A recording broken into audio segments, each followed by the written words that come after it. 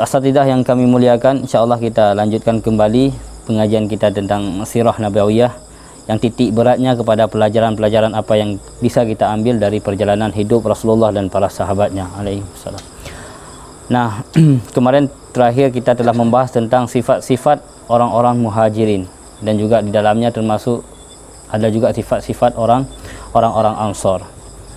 Ini jilid kedua sekarang. As-sanatul ula minal hijrah, tahun pertama dari tahun-tahun hijrah. Fi sanatil ula minal hijrah bana Rasulullah masjidahu asy-syarif. Pada tahun pertama hijrah, Rasulullah sallallahu alaihi wasallam membangun masjid asy-syarif yang mulia, ya, maksudnya Masjid Nabawi yang terkenal dengan Masjid Nabawi di Madinah. Nah, ketika itu tanah tempat dibangun masjid itu punya dua orang anak yatim. Mereka di bawah pengasuhan dan tanggung jawab As'ad bin Zurarah. Nama mereka Sahal dan Suhail. Nah, di sini Rasulullah sallallahu alaihi wasallam meminta kepada mereka, maksudnya Rasulullah ingin membeli tanah tersebut dari mereka, ya. Terus mereka mengatakan, kami hibahkan saja ya Rasulullah, jadi enggak usah dibayar gitu. Tapi Rasulullah Masya Allah tetap membayar tanah mereka, jadi enggak diambil begitu saja, karena mereka juga dua orang anak yatim. Nah, terus di bekas tanah tersebut itu ada runtuhan bebangunan, juga ada pohon kurma dan kuburan orang-orang musyrik. Maka Rasulullah memerintahkan untuk meratakan sisa-sisa bangunan, juga menggali kuburan orang-orang musyrik untuk dipindahkan, juga menebang pohon kurma. Maka Rasulullah mulai membangun Masjid Nabawi. Beliau juga ikut bekerja di dalamnya, ya, ikut kena debunya, keringat segala macam, dan ikut mengangkat barang bebatuan, dan ikut juga itu ketika beliau membawa beban itu, ada sahabat Usaid bin Hudzair, dia meminta, wahai Rasulullah, biarkan aku yang membawa. Maka ini ada kata-kata Rasulullah yang luar biasa. Beliau mengatakan, kamu ambil yang lain saja. Makna seperti itu, aku dengan kamu sama ingin mengharapkan pahala dari Allah Subhanahu wa taala. Ini Rasulullah, ya. Jadi Rasulullah itu enggak membedakan antara beliau dengan umatnya. Beliau juga orang yang ingin mengharapkan pahala dari Allah Subhanahu wa taala. Karena pada hakikatnya semua keutamaan dalam agama ini, sifat-sifat yang Allah puji dalam Al-Qur'an itu ada di Rasulullah sallallahu alaihi wasallam. Misalnya ketika kita membicara masalah takut, Rasulullah orang yang paling takut, gitu. Ketika kita membicarakan masalah ikhlas, Rasulullah juga paling terdepan dalam masalah ikhlas. Dan begitu seterusnya. Dan setelah beliau tentunya para sahabat ridwanullah alaihim. Nah, asatidah yang kami muliakan, ketika itu kiblatnya masih dibangun menghadap ke arah utara, itu ke Baitul Maqdis, ya. Di situ dikasih atap, sebelah situ dikasih atap, yang lainnya enggak dikasih atap itu. Itu sekitar lebih kurang itu 16 bulan. Kiblatnya masih ke arah utara. Jadi kalau Madinah itu utaranya ke Baitul Maqdis, selatannya ke Makkah. Makanya ada hadis itu yang tentang ketika ke WC kan, maknanya apa? Jangan menghadap kiblat, syariku agharibu. Kalau kita malah kalau syariku agharibu menghadap atau membelakangi kiblat, gitu. Jadi kadang-kadang ada kesalahpahaman, kita juga dengan latah mengikuti mereka. Misalnya ketika mereka mengadakan Timur Tengah, itu bagi kita sebenarnya bukan Timur Tengah tapi Barat Tengah. Itu orang Eropa yang mengadakan Timur Tengah, karena juga kita mengikuti mereka maka mengadakan Timur Tengah juga. Tapi kalau seandainya arah yang benar, kita mengadakan tuh Barat Tengah, seperti itu. Maka ketika kiblat itu yang dikasih atap itu namanya sufah, ya. Ketika berubah arah kiblat, maka itu menjadi tempat orang-orang yang tidak mempunyai rumah, ya. Banyak sekali, tapi semua mereka enggak mempunyai rumah. Artinya juga ada asli orang-orang Madinah yang pengen hidupnya zuhud, gitu, ya. Ada di sana Ka'ab bin Malik, itu ikut juga pernah jadi penghuni sufah. Juga ada Hamdalah ini mungkin kita pernah mendengar kisah dia, yang ketika dia syahid, malaikat memandikan jenazah dia. Nanti kita akan bicarakan di perang Uhud insyaallah. Juga ada sahabat lainnya. Dan Abu Hurairah sendiri itu dalam riwayat disebutkan bukan orang tidak berpunya, gitu. Bahkan dia punya budak. Dia itu bergabung bersama Rasulullah itu setelah perang Khaybar di tahun ke-7 Hijriah. Itu dia enggak lama bersama Rasulullah sallallahu alaihi wasallam. Tapi karena keinginan terbesarnya adalah meriwayatkan hadis dari Nabi, maka dia enggak ada pilihan lain selain menetap menjadi ahlu sufah. Karena ahlu sufah itu orang yang terdekat dengan Rasulullah sallallahu alaihi wasallam. Bahkan beliau mengisahkan itu, banyak orang mengatakan, ini maknanya seperti itu, banyak orang mengatakan bahwa Abu Hurairah banyak meriwayatkan hadis, sedangkan kaum Muhajirin dan Ansar itu sedikit meriwayatkan hadis. Padahal aku, kata Abu Hurairah, ketika orang-orang Muhajirin sibuk di pasar mereka, karena orang Muhajirin ini identik pekerjaannya dengan jual beli, sedangkan orang-orang Ansar itu identik dengan berkebun kayak gitu, bukan jual beli. Karena dulu itu bahkan pasar yang terkenal di Madinah itu dikuasai oleh orang-orang Yahudi, ya, bukan orang-orang asli Madinah seperti itu. Nah, sedangkan aku selalu bersama Rasulullah sallallahu alaihi wasallam. Nah, ketika mereka lupa, aku ingat. Mungkin kita juga tahu bahwa Abu Hurairah ini orang yang sengaja didoakan oleh Rasulullah biar hafalannya kuat. Maka enggak mengherankan beliau menjadi sahabat yang paling banyak meriwayatkan hadis, walaupun kebersamaan beliau dengan Rasulullah itu enggak lama, ya. Wallahu a'lam bishawab.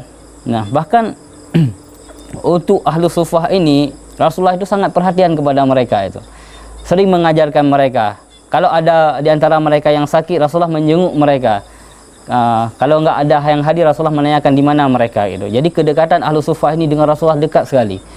Bahkan dalam hal menafkahi, itu Rasulullah mengutamakan mereka dibandingkan keluarga beliau.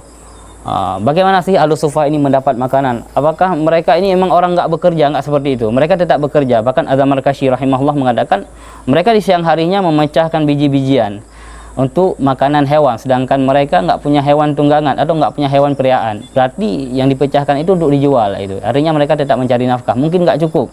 Bahkan Rasulullah itu ketika diberikan kepada beliau sedekah, itu 100% dikasih untuk ahlu sufah, karena beliau enggak makan sedekah. Tapi kalau diberikan hadiah, beliau ambil sedikit, bagian yang lainnya diberikan kepada ahlu sufah.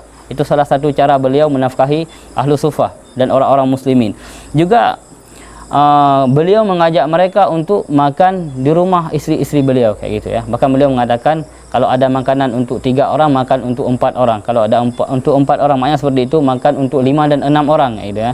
Jadi disuruh bagi-bagi supaya ahlu sufah juga mendapatkan makanan. Juga Rasulullah menghimbau para sahabat untuk bersedekah kepada mereka. Nah, dan beliau juga ketika misalnya dalam riwayat disebutkan dalam Musnad itu, ketika Fatimah melahirkan anaknya Hasan, maka Rasulullah menyuruh untuk menyukur rambutnya dan menimbang berat rambut, dan berat rambutnya terus dikeluarkan perak seberat rambut anaknya untuk disedekahkan kepada ahlu sufah. Juga ketika misalnya Rasulullah itu lebih mendahulukan, kita katakan tadi, ahlu sufah dibandingkan keluarganya. Itu pernah ketika Rasulullah mendapatkan tawanan, Fatimah meminta tawanan tersebut kepada dirinya, jadi untuk mempekerjakannya. Rasulullah mengatakan demi Allah, intinya beliau mengatakan, aku enggak tega melihat ahlu sufah itu kosong perut, mereka kelaparan, ya.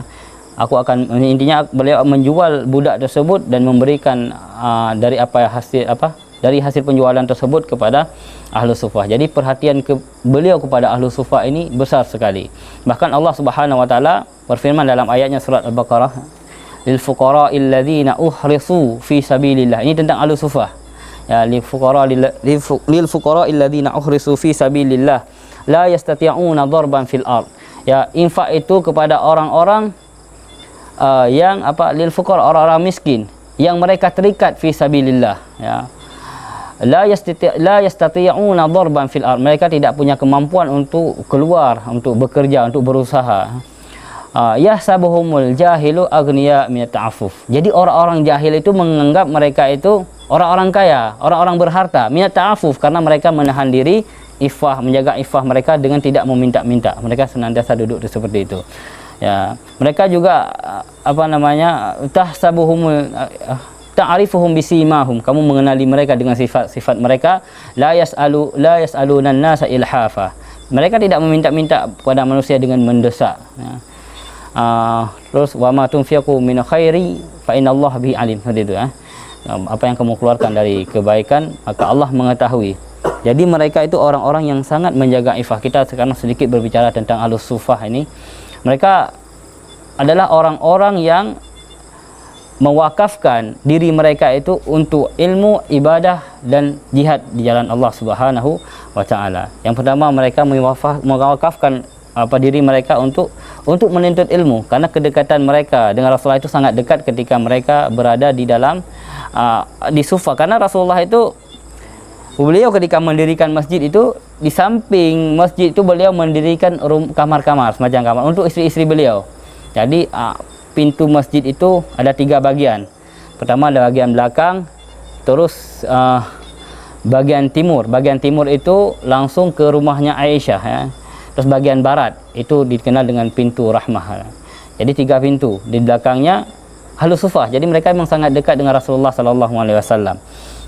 Nah, untuk untuk masalah ilmu ini penting bagi kita juga untuk mengetahui. Kadang-kadang ini juga untuk murid-murid kita mungkin ya, kenapa mereka itu kadang-kadang sedikit malas dalam menuntut ilmu, maka kita harus mengubah cara berpikir mereka, itu penting.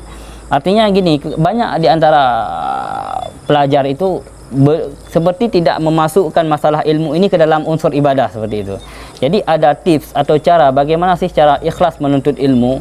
Maka yang pertama harus menganggap itu ibadah gitu. Misalnya kita sekarang lagi baca lagi membicarakan ilmu, ini ibadah bagi kita.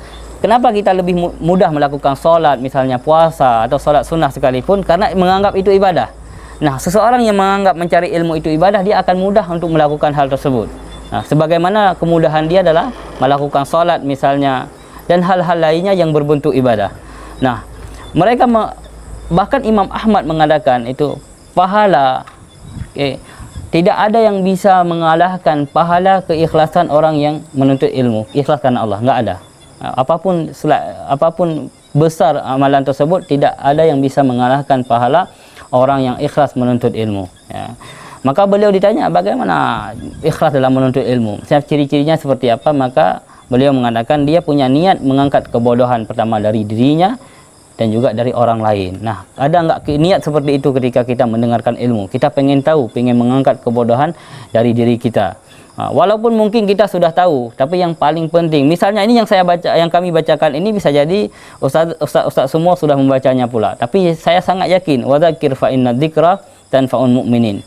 Berilah peringatan, karena peringatan itu sangat bermanfaat bagi orang-orang yang beriman. Kami sendiri merasakan itu ya, walaupun mungkin hal biasa yang dibicarakan, kadang-kadang itu membuat mata pengen menangis, seakan-akan kayak seperti baru mendengar, padahal kata-kata biasa. Saya teringat kata di malam itu, kata-kata bagaimana Allah itu sayang kepada diri kita gitu. Itu sebenarnya kita semua tahu Allah sayang kepada diri kita, tapi ketika mendengar dari orang lain itu kita sentuhannya berbeda kayak gitu ya, daripada kita membaca sendiri. Wallahu a'lam bishawab. Cara kami ingin sedikit membagikan tips kepada diri kami pribadi bagaimana cara ikhlas menuntut ilmu. Maka kita pertama niatkan ibadah kepada Allah Subhanahu wa taala. Apapun yang kita baca, misalnya duduk di kantor baca berkenaan tentang agama, saya lagi ibadah sekarang, itu luar biasa itu, saya lagi ibadah. Jadi enggak cuma membaca misalnya Al-Quran gitu. Misalnya kami senang membaca Sirah Nabawiyah, ketika kami menganggap itu ibadah, ya senangnya dapat, pahalanya juga dapat ya gitu. Atau membaca hal-hal yang lainnya. Terus yang kedua, kita tips mudah untuk mengikhlaskan niat menuntut ilmu itu, niatkan untuk menjaga agama Allah Subhanahu wa taala. Karena dengan kita belajar ilmu agama, itu kita bisa menjaga, artinya kita bisa tahu misalnya yang enggak benar itu. Kita bisa menahan orang-orang untuk menyesatkan dalam agama ini.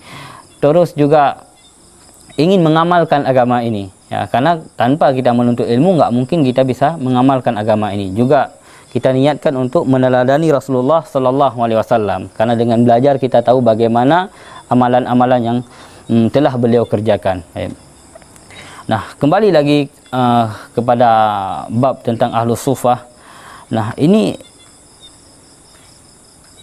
ketika Rasulullah, ada beberapa pelajaran penting ketika Rasulullah membangun masjid itu. Jadi Rasulullah, ada seorang sahabat namanya Talaq bin Ali Al-Yamami. Dia punya kelebihan itu dalam mengadu adonan. Jadi dalam riwayat disebutkan itu Rasulullah itu mengadu adonan ketika itu bersama sahabat itu pakai susu. Saya nggak tahu ya. Mungkin dulu kita juga pernah sering mendengar di Aceh kalau orang-orang dulu bikin benteng katanya ada campuran telur katanya, kuning telur. Wallahu a'lam bishawab, yang membuat bangunan itu jadi kokoh dan kuat. Jadi dulu disebutkan dicampur air susu. Jadi batu batanya itu kokoh seperti itu. Dan sahabat yang Rasulullah menyuruh dalam hal ini kepada Talaq bin Ali tadi Al-Yamami, karena dia punya keunggulan dalam hal itu. Jadi di sini pelajaran pentingnya bahwa kita harus menghormati kelebihan tertentu dari orang tertentu gitu. Enggak mungkin kita punya kelebihan yang sama gitu ya.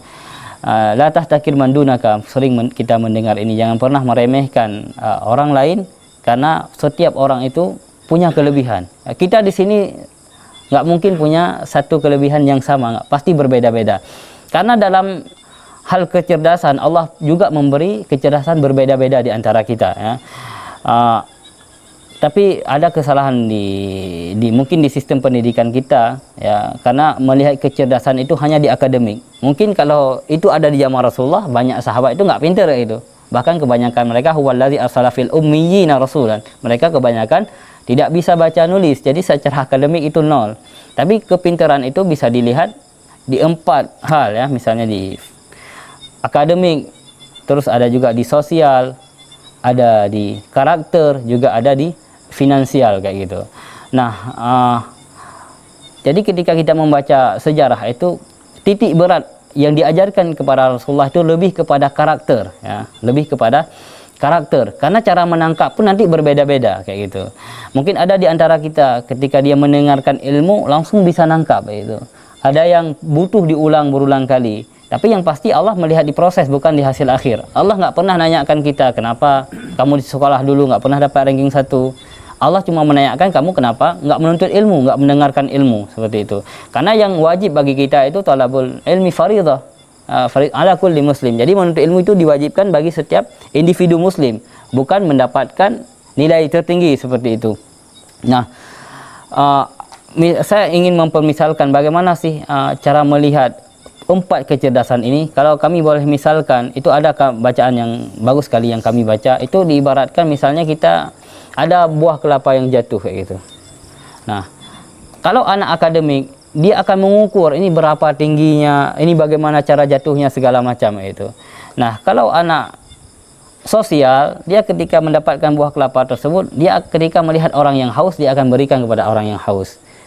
Orang yang punya karakter, ini dia tahu ini bukan punya saya, maka dia akan mencari siapa yang punya pohon kelapa tersebut.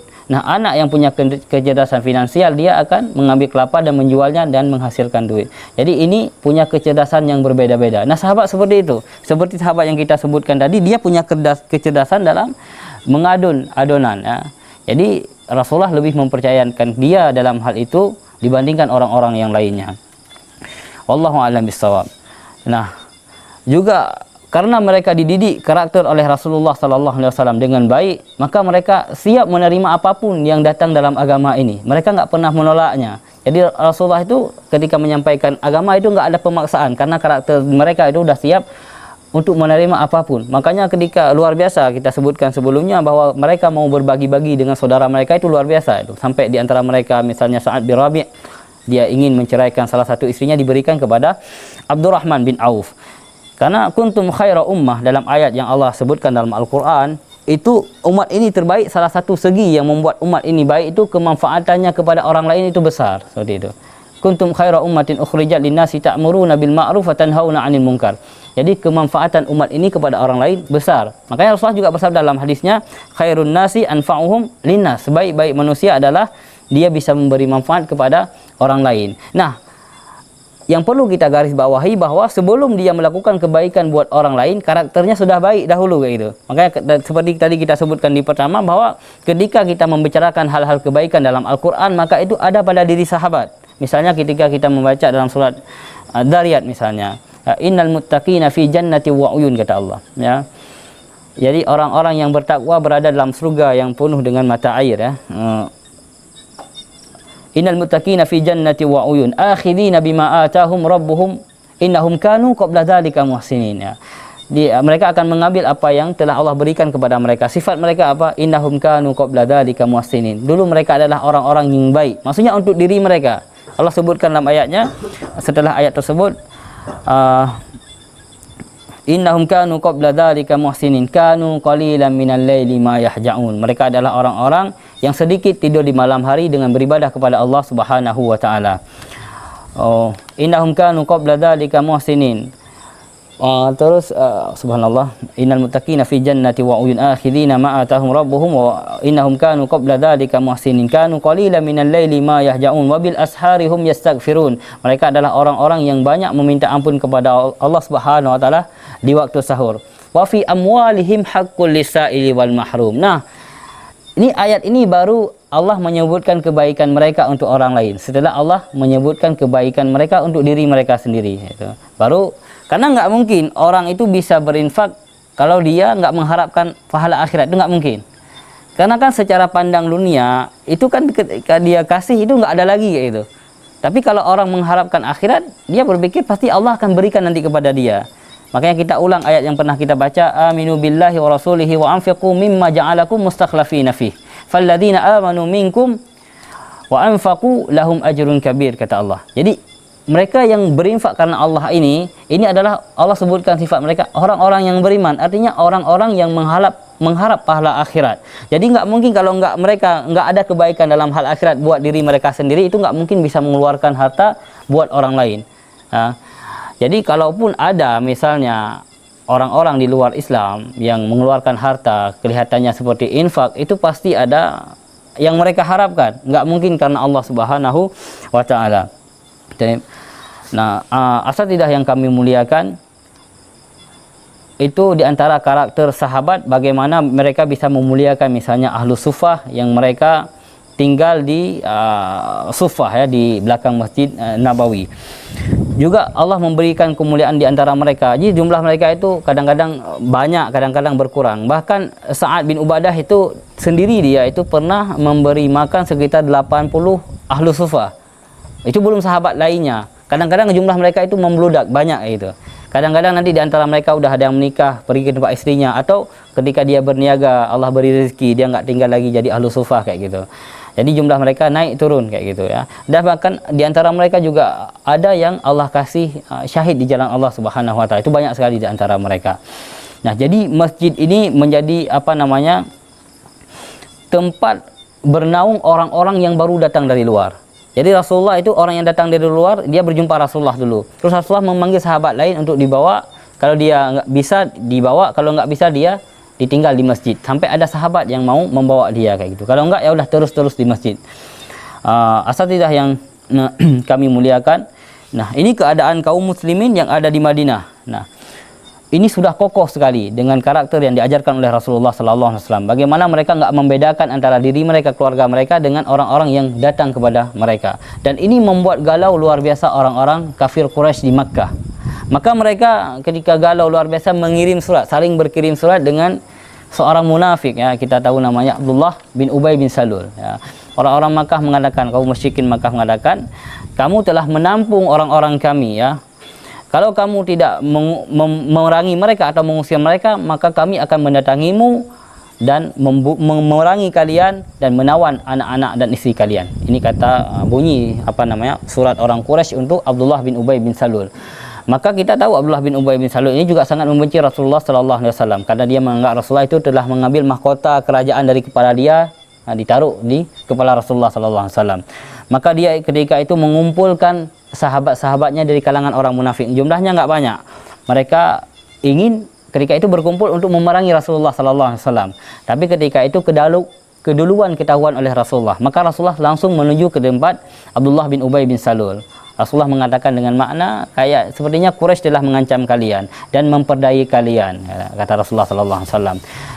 Intinya Rasulullah mengatakan kalau kalian mengambil apa yang ditawarkan oleh orang-orang Quraisy, pada hakikatnya kalian telah ingin membinasakan kalian sendiri dan anak keturunan kalian. Maksudnya kami nggak akan diam, itu maksud Rasulullah sallallahu alaihi wasallam. Rasulullah itu dengan keberaniannya juga ikut ya menampakkan keberanian kepada Abdullah bin Ubay bin Salul. Ketika itu ciut mental Abdullah bin Ubay bin Salul.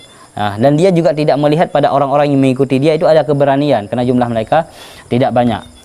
Nah, juga kalangan sahabat itu berani di antara mereka itu menampakkan bahwa kami sudah kuat itu. Misalnya ketika Sa'ad bin Mu'ad ya, itu salah satu pemimpin orang-orang Madinah ketika dia pergi ke Makkah untuk melakukan tawaf. Sahabat karib dia itu Umayyah bin Khalaf. Umayyah bin Khalaf kita tahu dia majikannya Bilal. Nah, ketika itu dia mengatakan kepada Umayyah bin Khalaf untuk melindunginya, dia ingin tawaf di siang hari. Maka Umayyah bin Khalaf menemani Sa'ad bin Mu'ad untuk tawaf. Ketika itu berpapasan dengan Abu Jahal. Abu Jahal mengatakan, siapa itu wahai Umayyah? Ini Sa'ad bin Mu'ad. Ini Sa'ad. Jadi Abu Jahal tahu juga siapa Sa'ad karena dia pembesar pembesar sama pembesar itu saling tahu itu. Sebenarnya engkau, kata Abu Jahal, sebenarnya engkau bisa bebas tawaf seperti ini ya, ketika engkau tidak menampung orang-orang kami yang lari ke tempatmu gitu. Ya, demi Allah, kata Abu Jahal, kalau seandainya engkau tidak bersama Umayyah, Umayyah bin Khalaf, siapa namanya tadi? Subhanallah. Sa'ad bin Mu'az yang majikan Bilal, siapa namanya? Umayyah, benar, Umayyah.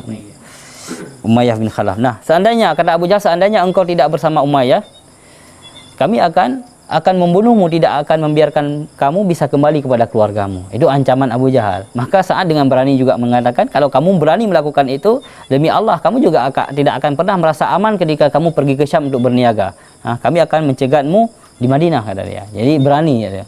Sa'ad bin Mu'adz juga berani mengancam orang-orang Quraisy, mengancam balik gitu ya. Nah, ini orang-orang Quraisy pada hakikatnya takut luar biasa ya. Takut luar biasa ketika mengetahui, karena mereka takut dengan apa yang telah mereka lakukan kepada kaum muslimin itu. Mereka takut balasan mereka itu, balasan yang akan menimpa mereka. Nah, bahkan mereka ketika itu menyuruh pasukan mereka untuk menyampaikan berita mengancam Rasulullah di Madinah. Mereka pasukan itu, berapa delegasi itu mengatakan kepada kaum muslimin Madinah, kalian jangan merasa bangga dan aman ketika orang-orang Yathrib menampung kalian. Ini kata orang-orang kafir Quraisy Mekah ya. Kami akan menyerang kalian, demi Allah kami akan menyerang kalian dan akan membenamkan kalian dan tanaman kalian di halaman kalian. Itu nyaman tuh. Dan Rasulullah menganggap serius ancaman orang-orang Quraisy ini. Buktinya Rasulullah itu nggak pernah bisa tidur aman. Bahkan Rasulullah itu diriwayatkan oleh Aisyah radhiyallahu anha, itu tiap malam itu, pada suatu malam Rasulullah mengatakan, seandainya ada, kata Rasulullah, makna seperti itu, seandainya ada dari sahabatku yang datang untuk menjagaku sehingga aku bisa tidur gitu. Nah, tidak lama setelah Rasulullah mengucapkan kata-kata itu, terdengar suara geberincing pedang dan tombak di luar gitu. Rasulullah bertanya siapa itu, maka ada jawaban, Sa'ad bin Abi Waqqas. Apa yang menjadikan kamu mendatangiku wahai Sa'ad? Maka Sa'ad mengatakan, ya Rasulullah, aku khawatir terhadap keamananmu. Aku ke sini ingin menjaga dirimu. Ini ruh orang mukmin ya, ruh mujannadah ya. Jadi langsung subhanallah. Maka Rasulullah ketika itu langsung mendoakan kebaikan buat Sa'ad bin Abi Waqqas. Nah, ketika itu bukan hanya satu malam, terus-terusan akhirnya rumah Rasulullah dijaga oleh para sahabat beliau dari luar rumah. Maka ketika dalam keadaan seperti itu turun ayat dari Allah Subhanahu wa taala. Wallahu ya'simuka minan nas gitu ya. Wallahu ya'simuka minan nas. Allah yang akan menjagamu dari manusia. Maka ketika turun ayat ini ada jaminan bahwa Allah menolong menjaga beliau langsung mengeluarkan kepalanya dari jendela mengatakan, wahai manusia, kalian sudah boleh meninggalkan diriku karena aku telah dijaga oleh Allah Subhanahu wa taala. Ini juga bentuk ikhtiar Rasulullah ya, walaupun seorang rasul, beliau subhanallah itu ya tabi'iyah kayak gitu. Sehingga sahabat menjaga beliau, ikhtiar beliau untuk menghindari keburukan yang akan dilancarkan oleh orang-orang kafir Quraisy. Nah, ketika itu ancaman seperti itu datang bertubi-tubi dan Rasulullah yakin bahwa orang-orang kafir Quraisy akan menyerang Madinah, di situ baru diturunkan ayat tentang boleh berperang untuk defend, bukan untuk menyerang dulu, tapi makanya nanti ada Siriyah yang Rasulullah utus sekitar 8 kali Siriyah itu, yang ikut itu nggak ada orang Ansar, orang-orang semuanya orang-orang Muhajirin. Karena yang diizinkan pada waktu itu untuk membela diri hanya orang-orang yang pernah dizalimi, sedangkan orang Ansar kan nggak ada, mereka bukan orang dikeluarkan dari Makkah. Udina lilladzina yuqataluna ya gitu ya. Udina lilladzina yuqataluna bi annahum zulimu. Ya, Allah mengizinkan orang-orang yang dibunuh, maksudnya mereka orang-orang Muhajirin karena mereka telah dizalimi. Wa innallaha ala nasrihim laqadir, wallahu alam kayak gitu insyaallah bunyi ayatnya. Dan Allah akan mampu untuk menolong para sahabat yang terzalimi tersebut, itu orang-orang Muhajirin. Nah, ketika mendapatkan izin seperti itu baru Rasulullah melancarkan beberapa sirriyah untuk menunjukkan kekuatan kepada orang-orang kaum musyrikin ya. Jadi beliau itu langsung ketika mendapatkan izin itu bekerjasama dengan orang-orang yang jadi yang tujuan pertama Rasulullah itu jalur untuk menampakkan kekuatan itu jalur perdagangan dari Mekah ke Syam. Jadi Rasulullah sebelum melakukan ekspedisi-ekspedisi itu bekerja sama dulu dengan suku-suku di wilayah itu. Jadi intinya nanti ketika ada bentrok, jadi musuh nggak didukung oleh suku-suku tersebut kayak gitu. Jadi Rasulullah cerdas sekali dalam ilmu peperangan. Insya Allah pada pertemuan berikutnya kita akan membicarakan tentang siriyah-siriyah yang dilakukan oleh Rasulullah SAW sampai nanti terjadinya perang Badar Al-Kubra, insya-Allah. Mungkin untuk malam ini kita cukupkan, mudah-mudahan bermanfaat buat kami pribadi dan kita semuanya, insya-Allah. Subhanakallahumma bihamdika asyhadu an la ilaha illa anta astaghfiruka wa atubu ilaik. Assalamualaikum warahmatullahi wabarakatuh.